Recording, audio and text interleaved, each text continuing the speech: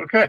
Welcome everyone. If you haven't uh, noticed, I've added a few assignments. One for all of the um, project research paper reviews through the rest of the semester, and there's a couple of things there that I want to highlight. Is one, if you're in the undergraduate class, then you do 5 total. If you're in the graduate class, you do 10 total, and that means that there's 5 extra submissions, assignments in there. I tried to kind of space them out, but yeah, if you're, I think I marked them with, graduate, whatever. So if you're an undergraduate, just ignore those. And if you're a graduate student, have at it. Particularly if you're a graduate student, I really encourage you to, as you, progress through your 10 papers, to, try to incorporate more challenging papers, right? So that might be more from a journal rather than a conference. If you haven't published anything yet, most of you all haven't published anything, I assume, and that's normal. But as you start to publish, a lot of times we will publish in a conference when we are first kind of working with our ideas and they're still kind of new, but we want to get the information out there quickly, right? So conferences, symposiums are great for that, and they range anywhere from where the conference is really oriented towards getting the latest research out there and presented. Then in that case, the organizers of the conference, part of what's called the technical programming committee, which would be people that are active in the research community. I've served on a number of them, and we receive all these maybe abstract submissions. So might just be a topic conference where we're trying to get the latest research. So a few months, a couple of months before the conference, we'll review abstracts, and we'll accept a bunch of them and hope that based upon the abstract that the authors will really come through and do a good job on their presentation and in their written submissions. In some cases, at least symposium I used to publish in all the time back in the 80s and 90s, our papers weren't even due for submission for publication until about a month after the symposium. So we were really focused on getting the latest information. In other cases, for example, a symposium like GlobeCom, which is one of the premier symposiums for communication theory and systems, then in that case, you're needing to submit your entire paper, many months, maybe like 6 months, 5-6 months, I can't remember. And then we on the technical program committee will review those papers very rigorously and give feedback, and then we expect the authors to incorporate the feedback that we've given, and when they submit their camera-ready copy. A journal article kind of takes that a little bit farther, right? So journal articles are kind of more the premier type of publication, and there you're really seeing a more fully complete work. It ought to have some, theoretical or experimental or simulation, proof of the thing. It really needs to be a complete work, right? And it needs to be very innovative. And the back and forth between reviewers and authors can take a few cycles and last many months. And in some cases, those papers don't get actually published until maybe a year or two after the initial submission by the authors. So that data, that information is more robust, more hopefully more reliable if the peer review process is done what it's intended to do. But it's also already a year and a half or two out of date. So these are all trade-offs in the process. So if you're in the graduate course, I encourage you to try to tackle more of those rigorous papers, more of the journal type articles, that type of thing. So also included an assignment for your project review. Been talking about this for a couple of weeks, and I finally pinned it down with an assignment. It's not graded, but it's there to make sure that you're progressing well. Preference is that you schedule a time with me. I may not be available that well tomorrow afternoon, but in the morning I can be and should be on Friday also. So just try to schedule that or schedule it early next week. I did want this to be handled this week, but I'll work with you as need be. And if it doesn't make sense to meet with me interactively, then submit the written summary. The advantage of meeting with me interactively is we can talk and I can see where your project is at. If it's a software, you can show me, is it running yet? Is part of it running yet?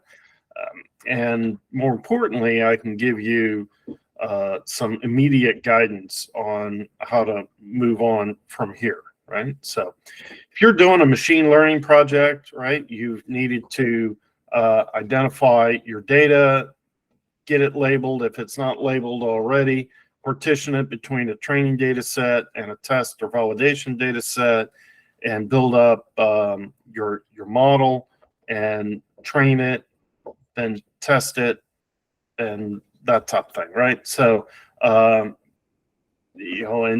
maybe you're using a prepackaged model and you're, or one that someone else has already trained, and now you're doing transfer training or something, right? So, but yeah, there's could be a lot of work to be done before you even get to the point of actually training the model. So if it's hardware, you might still be building individual circuits or something like that, right? So totally understand. This is, wherever you're at is wherever you're at. This is to make sure you have a clear path towards the finish line and that you'll end well. And again, if you're in a graduate program, there's a little higher expectation. We're required on these cross-listed courses to have higher standards for the graduate students and the undergraduate students. Just makes sense, I think. And I've done that with the research reports requiring the grad students to do 10 papers. I don't have tangible criteria like that on the project because everyone's project is different and it's designed so that you get to create your own project and own it and do what is interesting for you. But just be aware of that if you're in a graduate program, there is necessarily a higher standard of rigor on that. So and we've talked about this before, and I think I've tried to include some of that in the feedback. All right, so all right, is there any questions on either of those two things? Nope. Okay. Also, I checked, I think Monday, and I did not see that many more radar, FMCW radar assignments turned in. So please do that. As I said from the beginning, we're flexible this semester on when you can turn in assignments. I'm not having hard due dates, but as we get closer to the end of the semester, we run out of time. So I'm going to have to start enforcing some due dates. And at a certain point, if you're not getting some of these old assignments turned in, then I'm just going to have to give you 0 and move on. So hopefully we won't have to do that. So let's make sure you get those type of things in. And I'm trying to work on a reasonable programming assignment for the machine learning aspects here. We're going to talk a lot more about that machine learning today, if in the second half when we start looking at reinforcement learning. And that's going to be a different style of machine learning. And I'm just going to briefly introduce some of the concepts, and then I'm going to work through an example with you, a programming example. So just be on the lookout for that. I'll try to do that. I know you're going to be very busy with some of these other things. So most likely it's just going to be kind of a download this code and run it and see what it does, right? Rather than kind of like, I think we had an early assignment that was similar to that. So that you're not, spending a bunch of time programming, which I know can get quite involved if you don't have an environment already set up. I know a lot of y'all don't know Python, and we did a very quick intro to that, but it's not going to be enough for you to be productive at it. So I'm going to be very light on that, but we still need to have several more assignments as we go through the rest of the semester. Not sure the material I cover in the first half of this lecture is reasonable for an assignment. Yeah, so good. So that should cover things, and let's go ahead and dive into the lectures then. Let's see, share screen.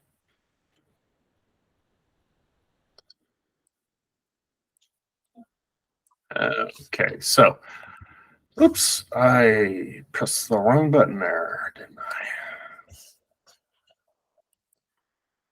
I? Okay. Actually, let me drag it down here so I can go full screen. Sorry, I usually have all these things lined up before class.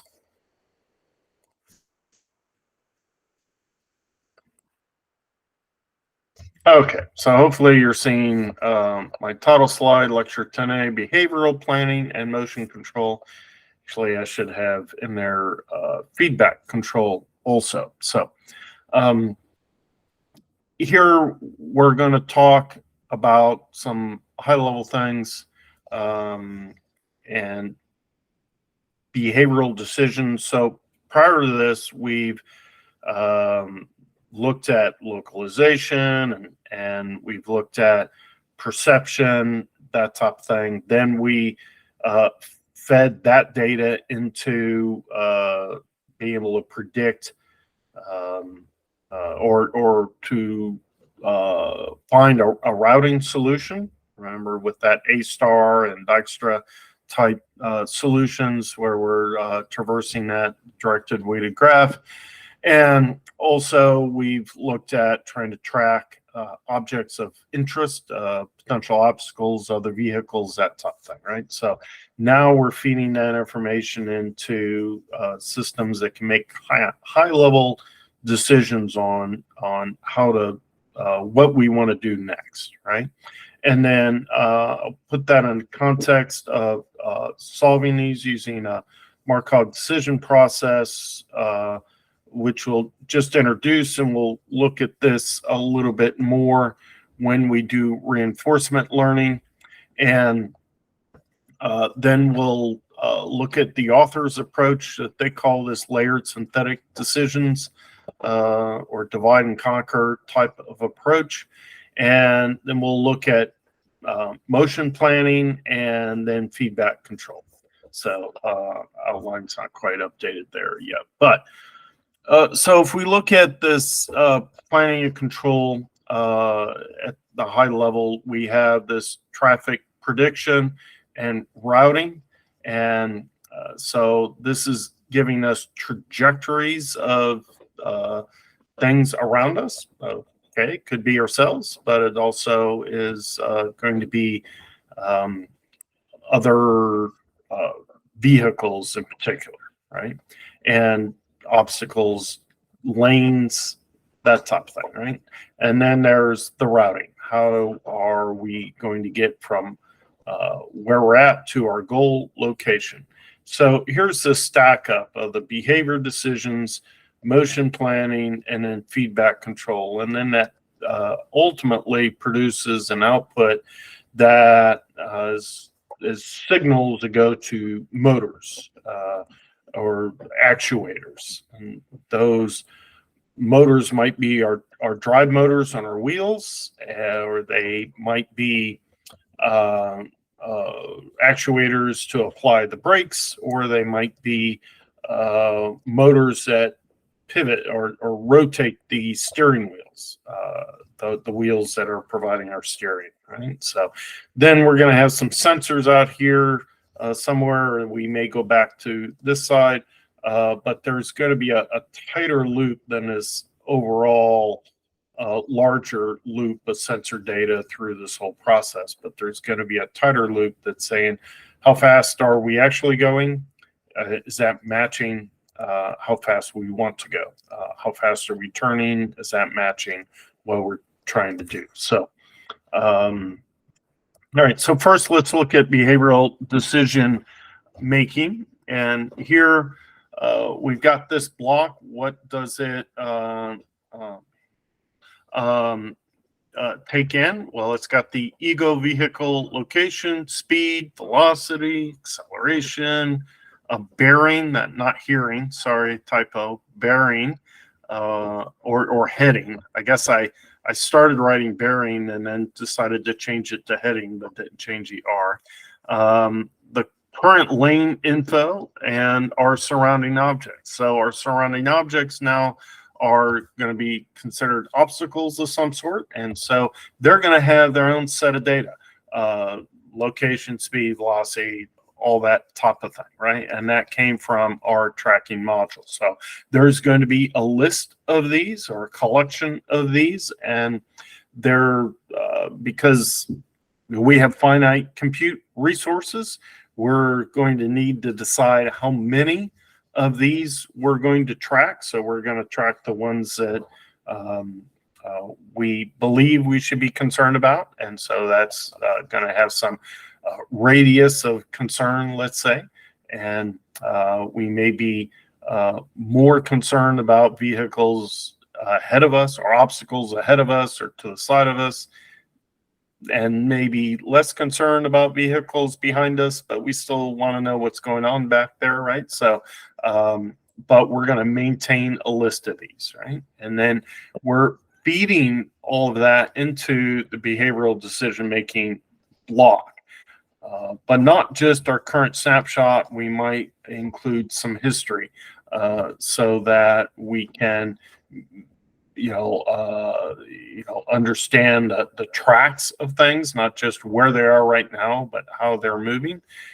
We're also going to input that routing information that we solve for using those graph search algorithms we looked at. We're going to have some mapping info and local traffic rules here. So that might be lane markings. We might detect signs on the fly. We might detect traffic lights and their status on the fly. And all this is also input into this behavioral decision-making block. There's also kind of a goal of all of this, and that we want the outputs or this process to result in effective and safe decision making, right? So kind of vague, but obviously we don't want to crash into things. We don't want to be crawling along at 5 miles an hour either, right? Or we want to do things effectively but safely, right? So the output now is in the case of the author's terminology, this synthetic decisions.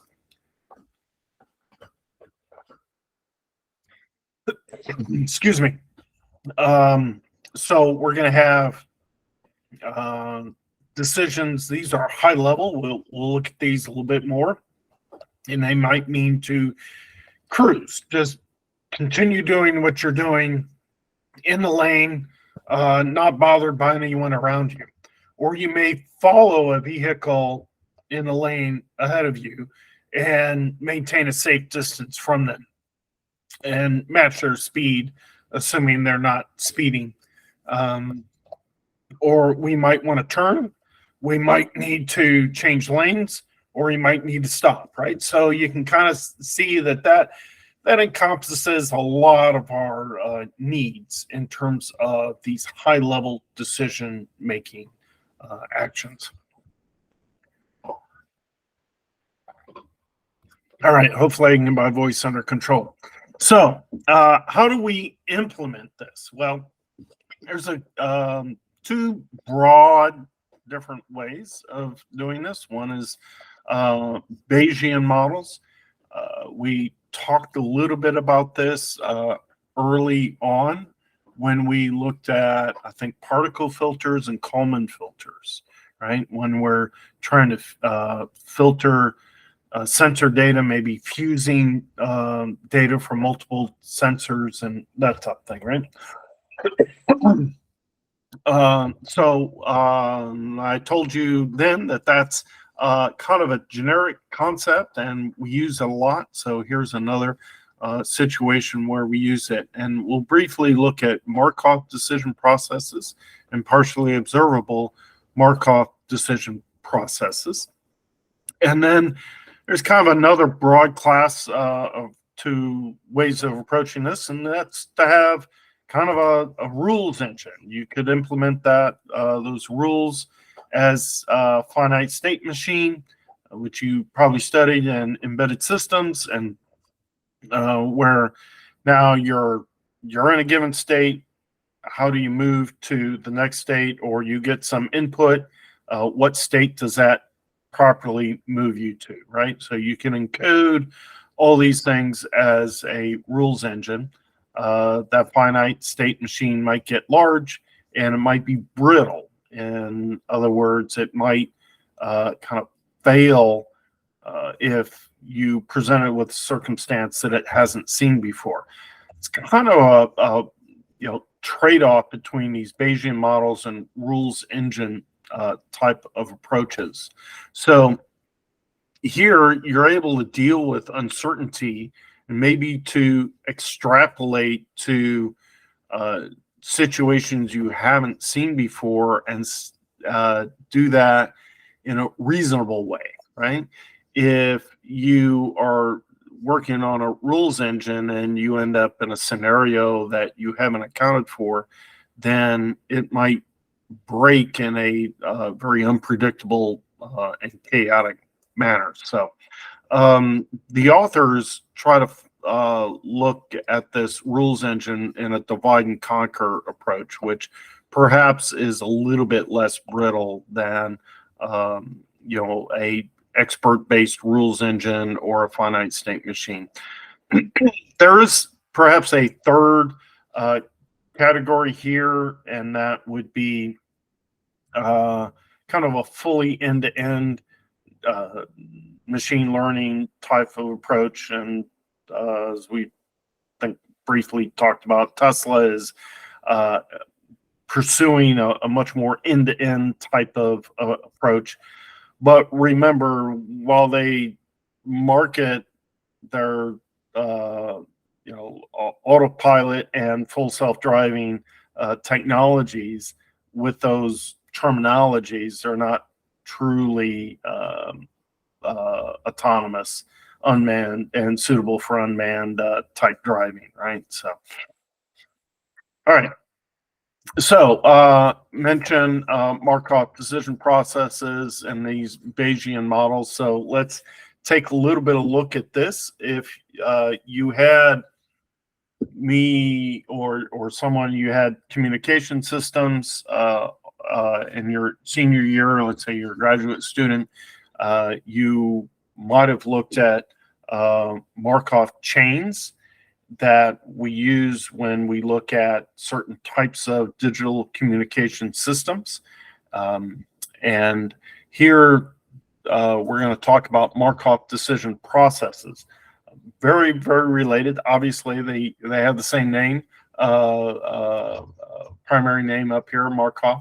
But a Markov decision process is a mathematical model for decision-making under uncertainty in stochastic discrete time systems, right? So this is kind of where this relationship with Markov chains are. They're discrete time systems also. The usage and concerns are a little bit different in those, but if you worked with them, hopefully this is going to be an easier concept to wrestle with. So what do we mean by this? We've got a system that evolves over time in discrete steps, but there's uncertainty in it. There's randomness in it. So for example, if we're in state 1 and normally we take a certain action that moves us to state 2, sometimes that same action from state 1 might dump us in state 3 instead, right? So there's some randomness in the process. So we'll be talking about probability distributions instead of more hard-based rules. So, how do we make decisions when we're in this type of situation where we have this uncertainty? We think there may be a high likelihood that we'll land in the state 2, but we don't know that for sure. How do we make these best decisions? So we model these decision processes in some sort of tuple, right? So here we're looking at a 4-tuple relationship where S is a set of states that we could be in. A is a set of actions that would generally take us from one state to another. This P sub A is the probability that taking action A in state S at time t will lead to state S prime at time t plus 1, right? So remember, we're in a discrete time system, so we're looking at how these things evolve over time, and we're going to do time in steps. RA is the immediate reward received after transitioning to state S prime from state S after taking action A. So rewards here are a very important concept we're going to be looking at, and what we want to do is we want to figure out what are the best decisions. So we create a system that rewards us when we make good decisions and maybe punishes us when we make bad decisions, right? So the use the term MVP from now on most of the time. So here we want to use this approach to develop a probabilistic policy pie. So we're going to be talking about policies, and we're going to denote that as pi. We're going to continue that when we get into reinforcement learning. This policy maps states to actions, okay, to optimize an objective. So if we're in state S, our decision process is to decide what action do we want to take. And so we want to develop a policy, pi, that optimizes the objective. And then when we're in operation, when we're autonomously driving down the road and we're in one state and we, time, discrete time system, we're going to take an action, and that action is going to take us to another state, possibly the same state, but oftentimes another state, and that's going to continue to optimizing this objective, right? So we haven't defined this objective yet, but since we're modeling a process, the immediate reward from a single step does not tell the whole story, right? So this is a process. We're driving down the road and we've maybe broken up this continuous system of driving down the road into these discrete samples. And but we don't just do that once, right? So we're going to continue to do that. There's going to be some finite time at which we've reached our destination and stop, but in some cases we might have an infinite type of process where it never stops on a practical basis, right? So we typically work with an expected discounted reward, which is designed to help us maximize our total reward while we focus on our immediate reward. So really, if we're driving from St. Louis to New York, our total reward should be minimizing our time or distance or fuel or something like that, right? So so we want a reward system that accounts for that. But I have to make decisions on a step-by-step basis. Do I take a right turn or left turn? Do I merge? Do I take this off ramp? That type of thing, right? So I'm making these decisions and I'm being rewarded on a short-term basis. It's like I better stop to fuel up or to charge up, and or I I'm going to run out of gas. I'm going to be stranded at that side of the road, and that's going to be a big penalty instead of a reward, right? Even though I'm having to stop, and it feels like my total reward is increasing, my or my near-term reward is maybe decreasing.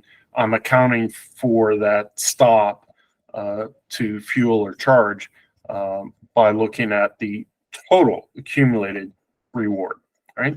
So we do this particularly in systems that are very, very long in terms of time steps, where this summation is going to infinity for all practical purposes, right?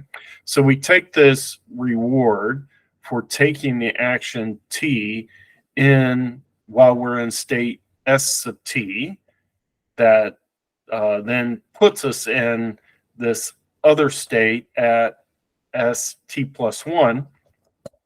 And for each of those T's, we're going to multiply it by this discount factor gamma. And then we're going to repeat that for all T and sum all those up and look at the expected value of that, right? So it turns out that as long as gamma is less than 1, then this summation, even though it goes to infinity, the expectation of the summation will be finite. So as long as gamma is less than 1, because at each step it's getting multiplied by itself. And so as you look at farther out steps, this small number raised to the power of t is going to be a very small number. So it's going to have a finite bound. All right, so we'll see this again in reinforcement learning. But so here, what we need is this policy, right? Once we have this policy pi, then we can, at any given time t, then we can perceive what state we're in. We need to make a decision on what action to take. And so we look up in our policy. Our policy might be a big table, or it might be a neural network which approximates a function that implements this policy pi. Given S, what is my A, right? So in small state spaces, state and action spaces, where there's a small finite number of states and actions relationships, then we can put all this into a lookup table, right? And we'll look at that a little bit today. And then next week, we'll extend this to where it's impractical to do this, whether it's just because there's so many discrete states, or because it's hard to even talk about discrete states. There are more continuous states and actions and that type of thing. So there's other techniques to handle that, but it's all based upon the same concept of developing or learning this policy pi, right? So yeah, so our goal is to find pi, and our solutions are dynamic programming. So if you're a computer science major, you computer engineering, you've taken a few courses over in CS, you may have looked at dynamic programming. I don't think it typically comes up in electrical or computer engineering disciplines, but you may have looked at this. But it's a broad computer programming technique or mathematical technique, technically, to break up a problem into a number of sub-problems and then solve them recursively. All right, so that's technology's been around for a long time. Reinforcement learning likewise been around for a long time, but it's coming into its own more over the last decade, and it's a very powerful technique for finding these values of pi, or these functions or lookup tables of pi, this policy. All right, so that was a Markov decision process, but that assumes that we know the state we're in. In other words, that it's fully observable. So what about situation where we don't necessarily know the state that we're in?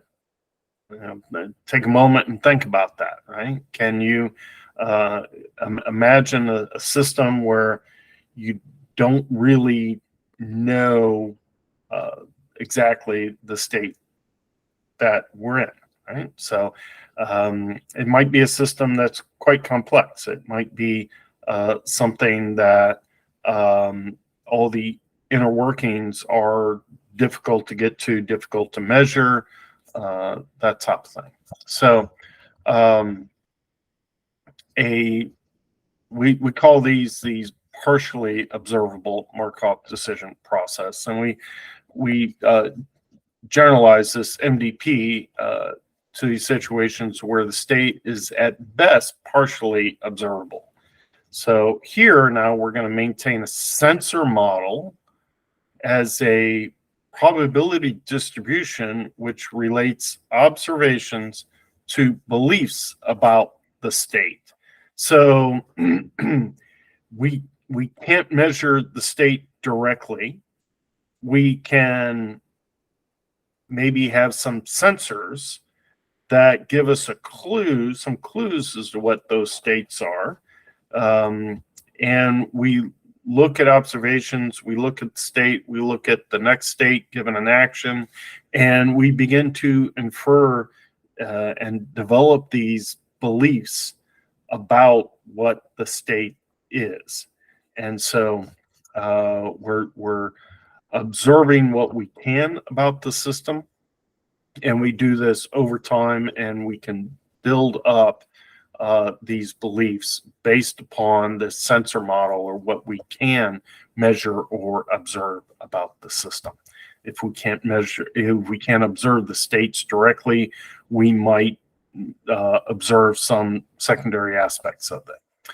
Then we use, again, a policy mapping observation history to actions, right? So here we emphasize history because that helps us basically build up this belief system about the states. All right, here we'll model as a 7-tuple. So we'll have the same set of states and actions. Here, T is this set of transition probabilities between states given an action, right? So if we, given that we think we're in state S, and we take this action, then there's a transition probability that'll move us to this state S prime. Then we also have this omega is our set of observations, and this O is the set of conditional observation probabilities. And again, then we have this gamma. So we gamma can or may or may not be included in this formulation of the problem, but in this case, we're going to include that as the top, in the tuple and make it a 7 versus 6 tuple. So this more practically fits the real world, but intractable to solve exactly in a lot of cases, in most cases. So, but there's lots of approximate ways of solving this. So we're going to set that aside. I know I just introduced those at a very high level, abstract way. We'll come back and look at Markov decision processes in reinforcement learning, but there are ways of solving these, as I say, with dynamic programming or reinforcement learning. So it's really, like I say, the challenge, the goal is to develop this policy. All right, so let's instead look at this rules-based decision engine that the authors of our textbook kind of promote, and that they also use this term divide and conquer. So here they've got these various layers, and in here they're constructing these layered scenarios and computing individual decisions, right? And then ultimately they're merging all those individual decisions ultimately into a final kind of global or synthetic decision, right? So let's look at some of these, right? So we at layer 0 scenario, we're concerned about making decisions about the master vehicle or the ego vehicle, right? The layer 2 scenarios here, we're going to be making individual decisions about what about that vehicle that we perceived in front of us, or what about our left lanes or right lanes, traffic lights, crosswalks. What should we do about these, right? And then layer 2 scenarios, we've got intersections and lane splits, lane merges, that type of thing, right? So we consider all these individual decisions for a unified safety check, and then to make sure that, we might need to take action immediately, override any other concerns, and that type of thing if there's a safety issue. But ultimately, we're going to synthesize and consolidate this into a final synthetic decision or composite decision. So let's look at some of these individual decisions in a little bit more tangible way. So if we look at, let's say, a vehicle, we may make any of these decisions, and these decisions then would be accompanied by parametric data, be associated with or tagged with this decision. So let's say that there's a vehicle in front of us, and we're going to make a decision to follow that vehicle. So we're going to assign an ID to it so we can keep track of it and make sure we don't suddenly get confused and start trying to follow a different vehicle, right? So we want to be that unique. We need a speed to reach for following that vehicle and a distance to keep for following the vehicle, right? And so, the speed, the distance here is, a safe following distance, and then we'll adjust the speed as necessary to come up to them, and then maintain that following distance while not exceeding any limits that we have, right? So another example would be to stop. So if there's a vehicle ahead of us and we've perceived that that vehicle is stopped or it's slowing down, whatever, we need to stop behind that vehicle. So we identify that vehicle associated with an ID, and then choose a distance to stop behind that vehicle, right? So this is us doing an action relative to another vehicle. We don't make decisions on behalf of that vehicle. It's not up for us to say, hey, vehicle, stop. This is us doing it with respect to that vehicle, right? So maybe we have a vehicle that's behind us, and maybe we're a little annoyed that it's tailgating us, or perhaps we're concerned that it's going to pass us on the left while we're maybe thinking about changing lanes, or it's going to pass us on the right. Whatever reason, maybe we don't need to take immediate action, but we want to continue to track that vehicle and pay some attention to it, right? We may want to overtake that vehicle, or we may want to yield to that vehicle. So the example here would be maybe there's a vehicle in front of us and we want to move into the left-hand lane and overtake it, or maybe they're in the left-hand lane but behind us, and we want to but they're kind of moving slow and we want to move faster.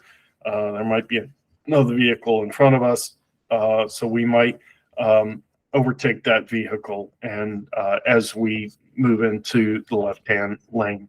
But we'll have a minimum distance to keep for overtaking, a minimum time gap.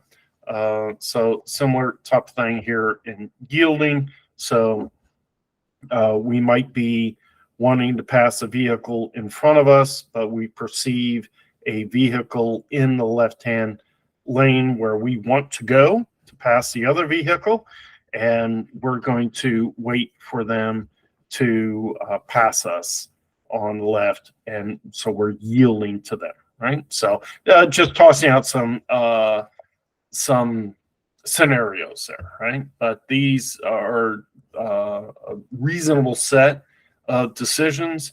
And the idea is that each of these decisions end up with some data associated with it so that our process of forming up synthetic decisions can account for that. And also our motion planning module can use this data also. Right?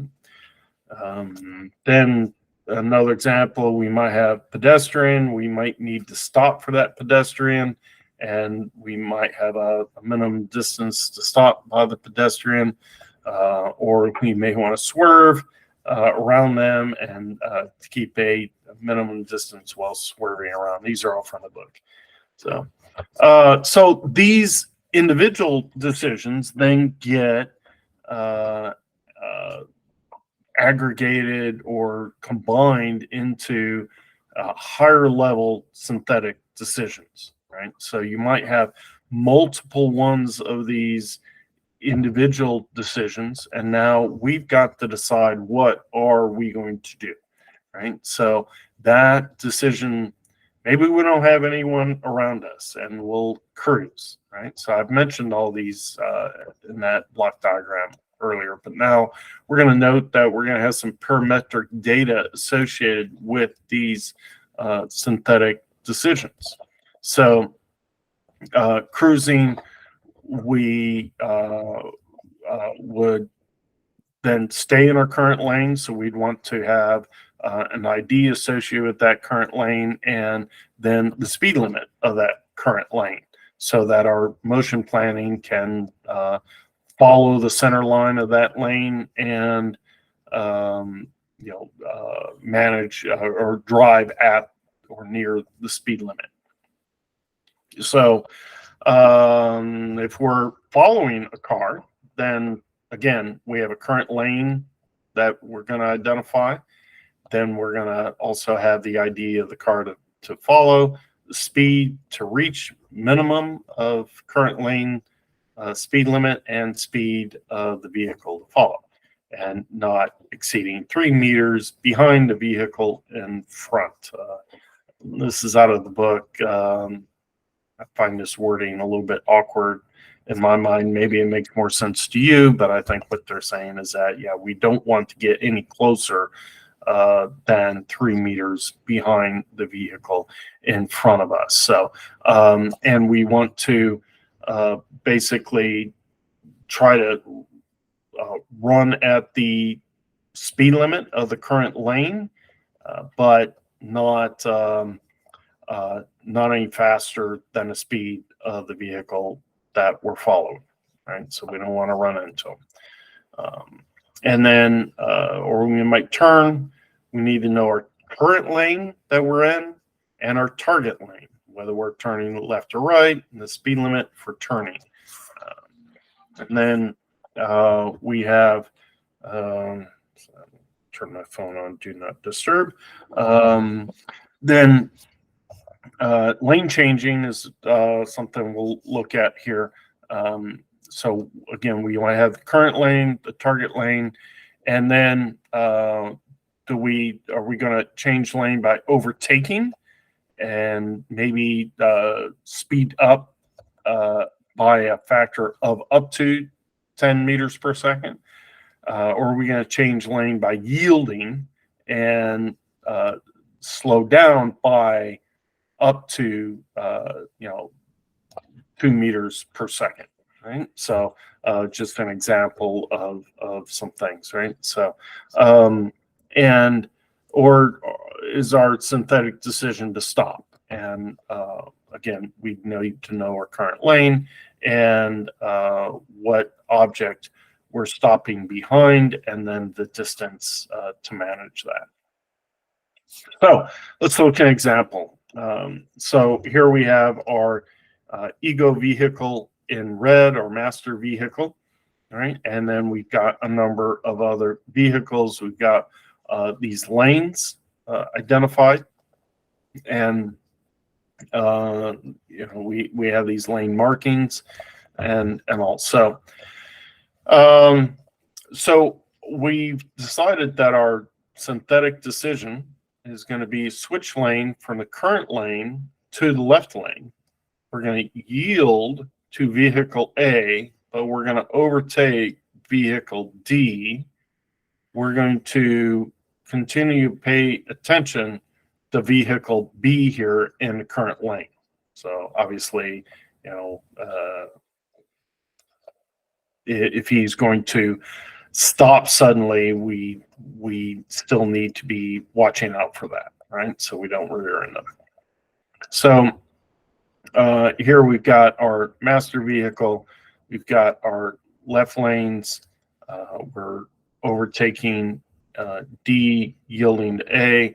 Right lane, our individual decision here is to ignore C, rear vehicle, ignore E. So just a scenario that I skipped over 3 here. Our front vehicle, we're paying attention to B. So all these vehicles would be assigned some ID, and maybe it's a letter, maybe it's more likely some generated number type of thing. So that was lane changing. Now we can look at intersection turning. Again, we have our ego or master vehicle down here. Here we're going to be looking at a little bit more of a layered type scenario.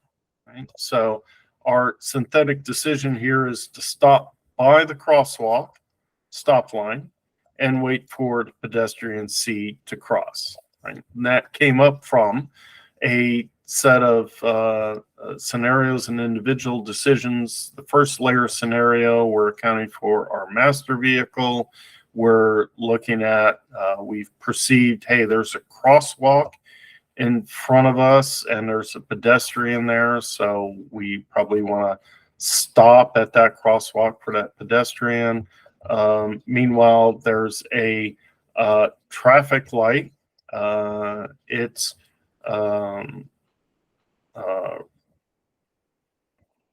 because numbers are messed up here. So we perceive that there's a red traffic light, so we can turn right on red. But if we do that, we need to yield to any through traffic or turning traffic, right? So that's encompassed in this layer or this scenario of 3 here. And then for keep clear zone, ignore. Again, I think their numbers are a little bit out of sync here. I guess he started with 0 when he numbered the figure, but over here he started with 1. So and then that's one layer, but then there's this second layer, junction scenarios, based upon scenarios 1, 2, and 3. These are things we're focusing on. So, okay, so we have this rules-based behavioral decision making. Rules provide some certainty and testability, right? So if you've encoded all these things in rules and you've have a process to look at individual decisions and synthetic decisions on some set of rules, then yeah, you can put all those rules, scenarios that trigger those rules and test them. You can have some tools that ensure you have good test coverage, that you're including all the different scenarios that might trigger the different rules. And so you can make sure that there's a proper output for all of the scenarios that you might encounter, right? And it might get ridiculously large and complex, but yeah, it's potential that you could test all those and you have some certainty about it. But do you? right? Or is that a false sense of certainty? I'm not drawing a conclusion here. I'm putting this out there for you to think about. Is if the system is truly certain, then maybe we do have some certainty. Or maybe we've just created a view of the system, the environment, the world here, and we have created a view of that has certainty, but it doesn't necessarily match the reality of the world, right? So, so we got to watch out for that, right? So, these Markov decision processes and partially observable ones account for randomness and a stochastic type system, right? And it's operating on these probability distributions that it's building. And the very real world scenarios or challenges associated with directly observing the state of a system. But they are much more challenging to validate. You're trying to learn probability distributions, and so that's a non-trivial task in and of itself.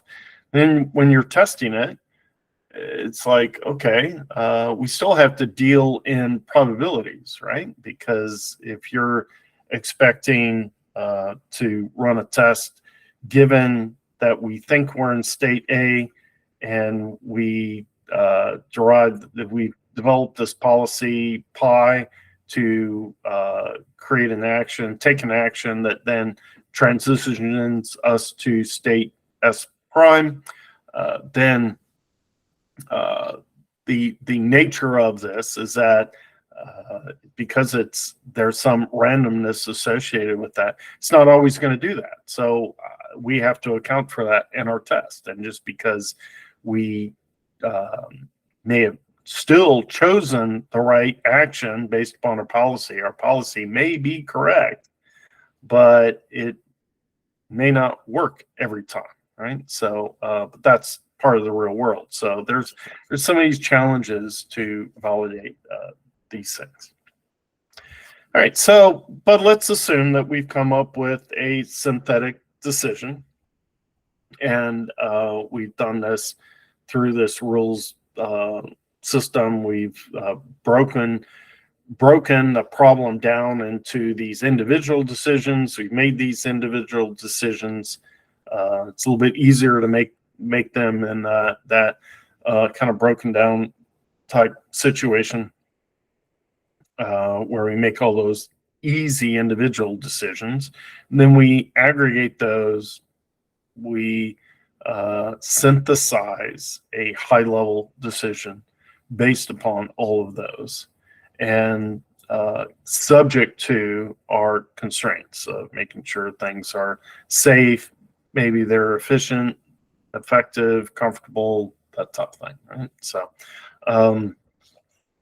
then our next step is to actually plan our motion, right? So our synthetic decision might be to overtake a vehicle, right? So, but how do we actually do that? So that's the responsibility of the motion planning box, right? So our goal is to convert these synthetic decisions into a trajectory.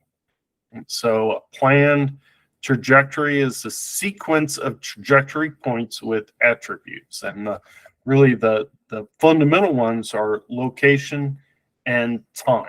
So you're going to break up, you're going to predict some trajectory, you're going to plan it, and that trajectory is going to be a connected set of points, and each of those points has a location, and each of those points has a time associated with when you want to be at that location. Then some of these others can be kind of derived from these to an extent. So speed, how fast are we going to traverse this trajectory? What's the curvature of that trajectory? Are we going to accelerate or decelerate? What's our curvature rate of change, right? So the derivative of our curvature. Excuse me.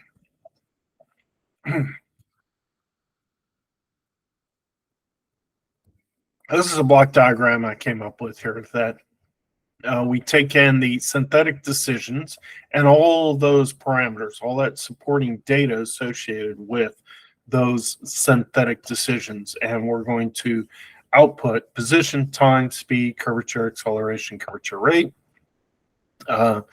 And these are going to be subject to these constraints of maximum speed, maximum acceleration, maximum curvature rate. Some of these at some level are physical constraints. Our vehicle is going to have a maximum acceleration. Maybe that changes at what speed it's at. It might have a speed torque curve type of thing. Or it may be, max speed might be related to the safety of the vehicle or the comfort of the people in the vehicle, right? So when we're taking a turn and we're changing our rate at which we're turning, we might spin or skid, or we might just make those occupants very, very uncomfortable, right? So we want to have some constraints, right? So our key outputs are these trajectory points over time with these other outputs that are derived and constrained by the safety, comfort laws, et cetera, to implement these decisions.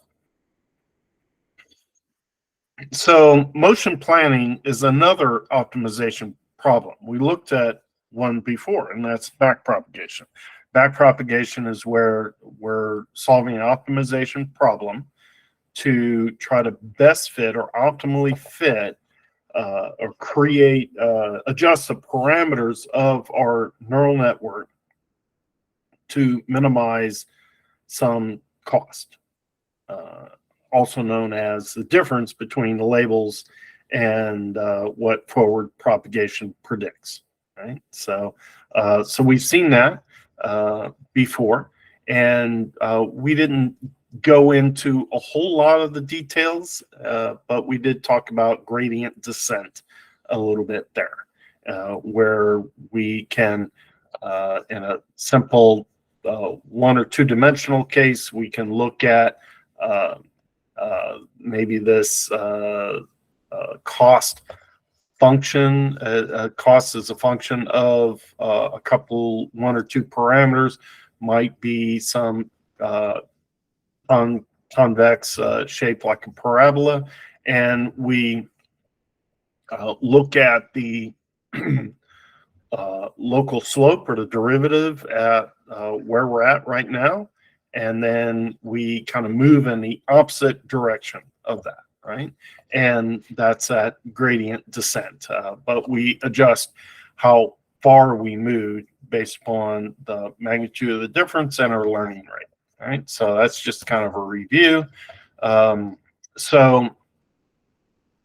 Here, this is another optimization problem.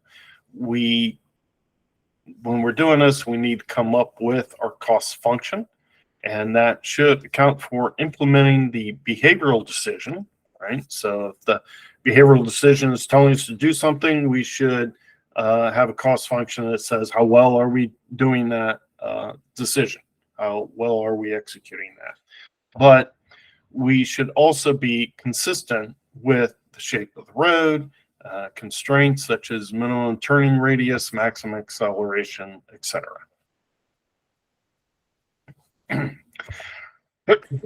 So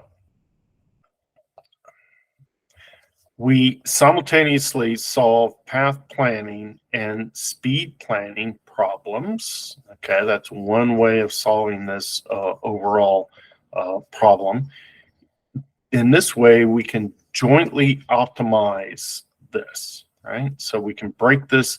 Again, we're trying to find this trajectory to implement, and these set of points, this trajectory, how fast do we want to move over that trajectory, how tight of turns can we make on that trajectory, whatnot. So we've got both a path and a speed to account for, and we could jointly optimize that. Might be difficult. So another approach is to sequentially solve these by solving the path planning problem first, and then, given the path, solve the speed planning problem, or how fast am I going to move over each part of that path. So gonna just deal with this at a high level, but the path can be implemented as cubic or quintic splines. We're normally dealing with an odd number. Cubic would be a third order polynomial, and splines, if you're not familiar with them, they have some intended to be a smooth curve that this polynomial is fitting, and we can join them together, and that's where sometimes it's a little bit better to approximate that path with a fifth order polynomial, so that as we join the paths, we can make sure that there's no discontinuities, not only in the fundamental parameters, but in their derivatives and second order derivatives also. So everything is smooth, basically. So then the speed is planned to implement that path. It's not necessarily optimal to do it this way as opposed to this jointly solved type problem, but perhaps more practical.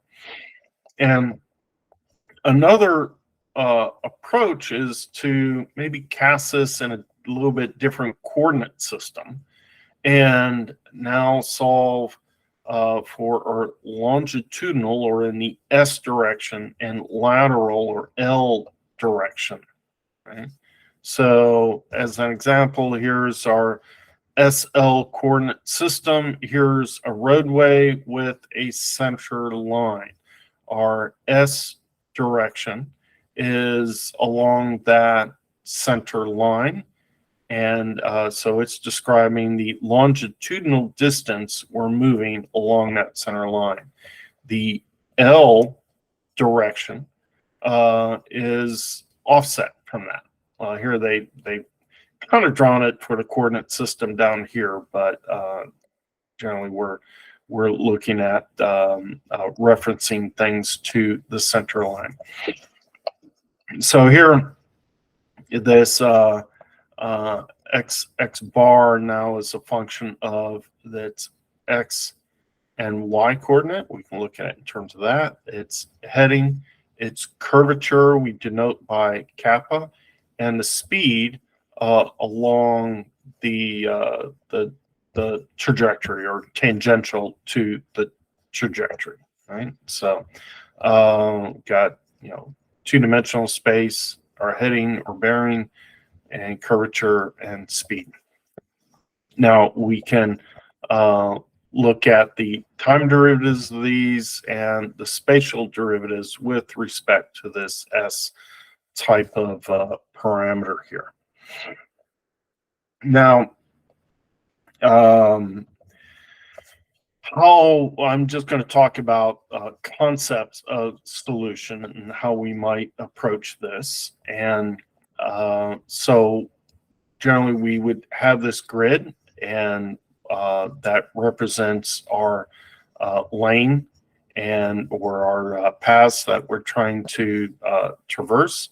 Then we have this S direction.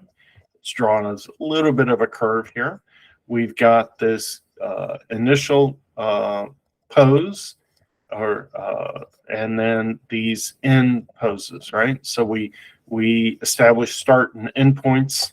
I'm sorry, we're going to place sampling points throughout this area that represents potential areas that the path may traverse, right? So we break up this potentially continuous space and we sample it with some points, and then we construct candidate trajectories from piecewise polynomial splines of third or fifth order, right? So here we'd have a spline that connects these 2 points, or one that connects that point through there and through there. You see, if you've done a little bit of drawing and PowerPoint of curved lines, you've probably worked with splines before. And so the piecewise is, instead of drawing one spline, one long curve that is going to try to go through all these different trajectory points, we're going to consider them as a piecewise set of polynomial splines, right? So we'll also call them spirals here. So and then we can look at the boundary conditions at the start and stop, but also the boundary conditions at each of these points that we're considering, right? So here we'd have 1, 2, 3, 4 different candidate trajectories that we're trying to construct. And this would be a lane of traffic, and it's drawn a little bit contrived, but trying to show you the flexibility of all this. So we have these spirals of polynomial cubic splines. Here's a third order one. You see we have this S parameter here is our longitudinal distance that we're traversing. And this curvature here that's associated with this cubic spline now is going to have coefficients for each of the polynomial orders of this distance, right? And that connects initial and goal poses. And here we have our initial pose of XY position, a heading, and that initial curvature, and our goal pose. And then we can establish some boundary conditions to match these things up, and so that things are smooth. And then we can use gradient descent to solve for the pair K3 and our goal position. So so that we can trace out the best of these. Again, that's probably more detail than we can really handle in this quick course.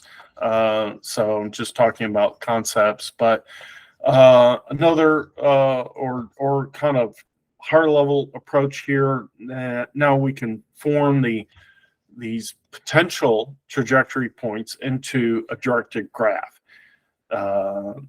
Then we can use some dynamic programming. I mentioned that before.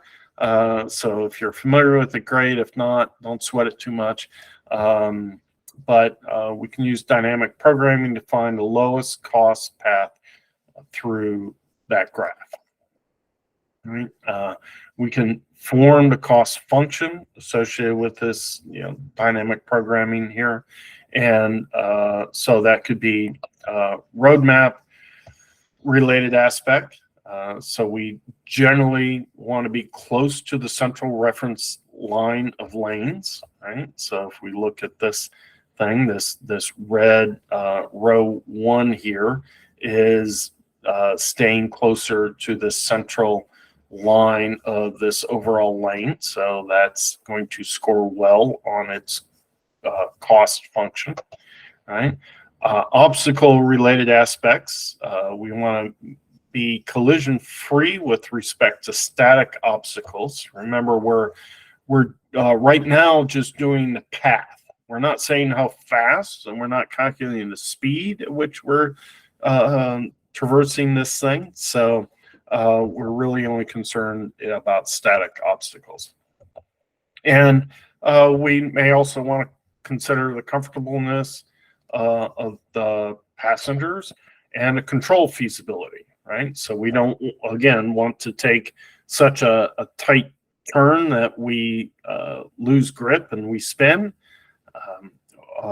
And we don't want to accelerate or decelerate ridiculous. Well, that would be a speed issue. I'm sorry. So, but yeah, so we're going to want the shape to be smooth within a spiral and at the connections, right? So when we look at this, we want these shapes to be smooth and not be changing too dramatically, and especially at these connections, we want to match these up. Remember, this is piecewise fitting, so we want to make sure that we don't all of a sudden turn radically here at these intersection points.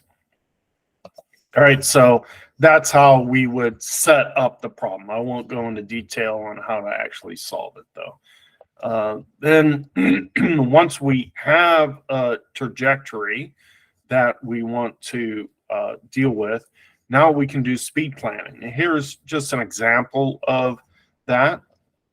We're going to do a lane changing scenario where we have two vehicles, A and B.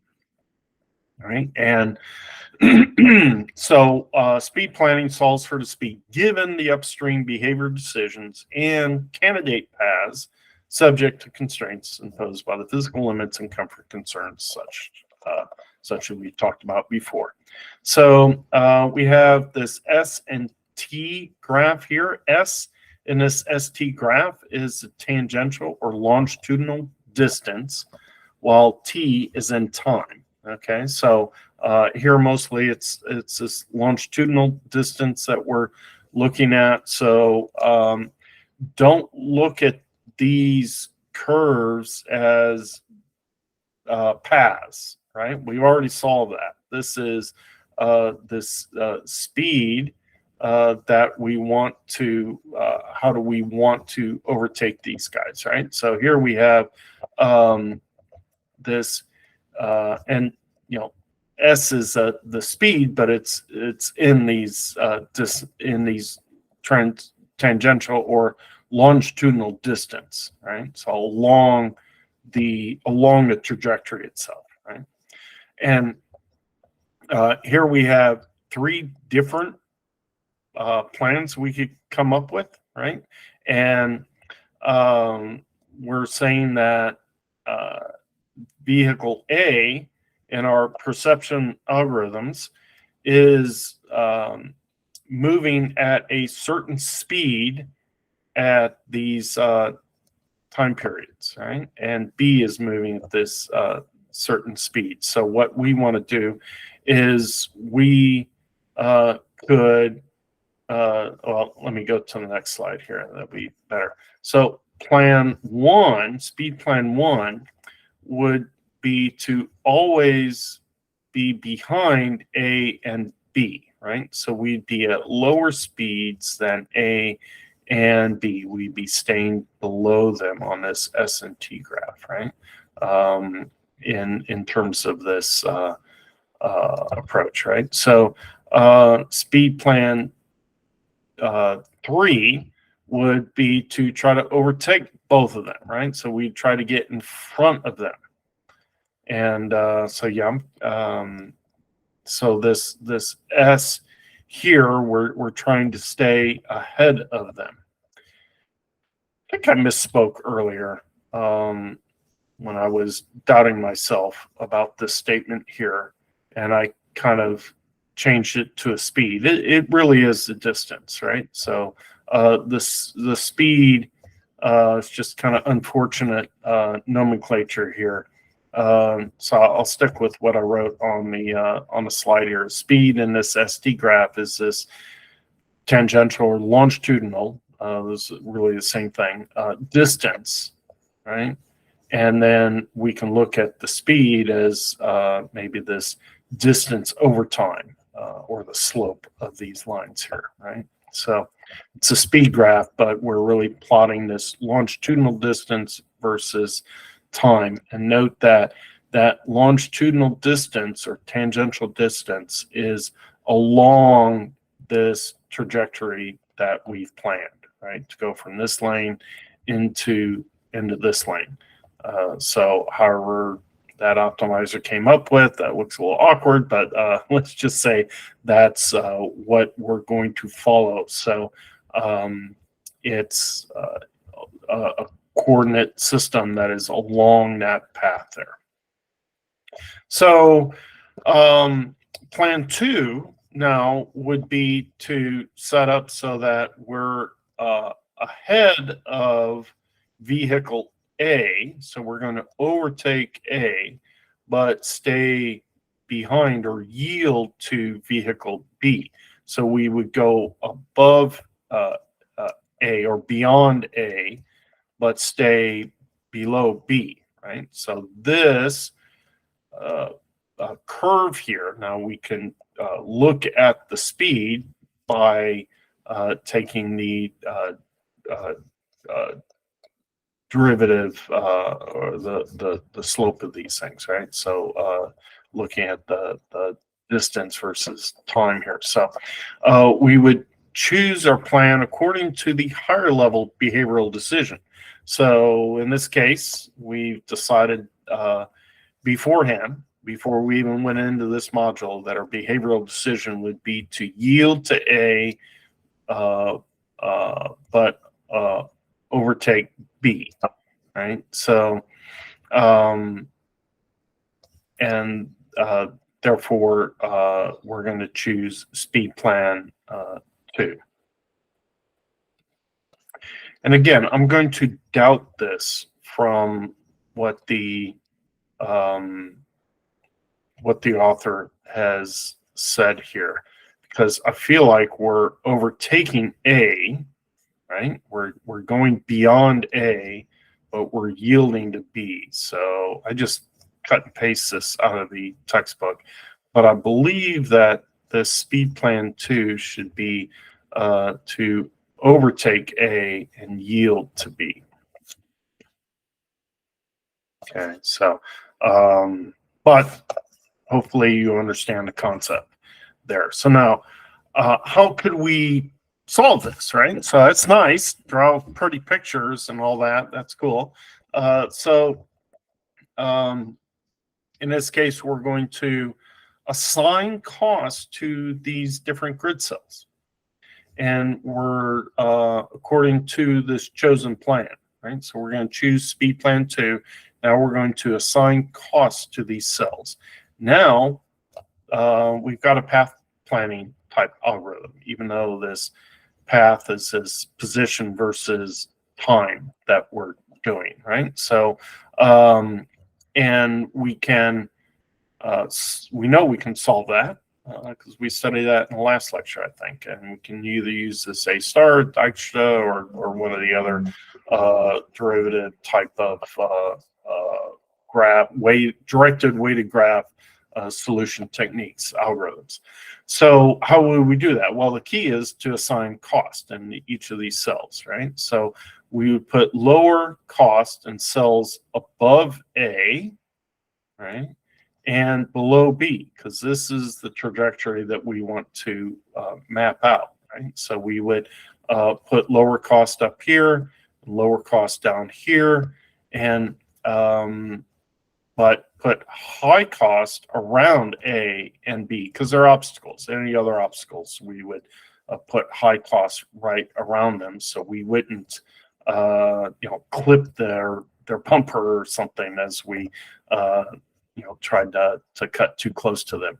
And we might also put high costs associated with large accelerations, right? So we can kind of infer that if we're trying to move too far too fast, right, then we might try to adjust the weighting, the relative weighting or cost in these columns to reflect high acceleration.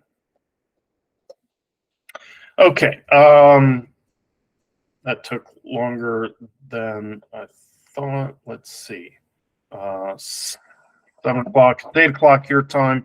Let's take a few minute break. I think a 5 minute break will be sufficient. So let's meet back here at 8:05. Sorry, I'm on Central Time here. So 8:05.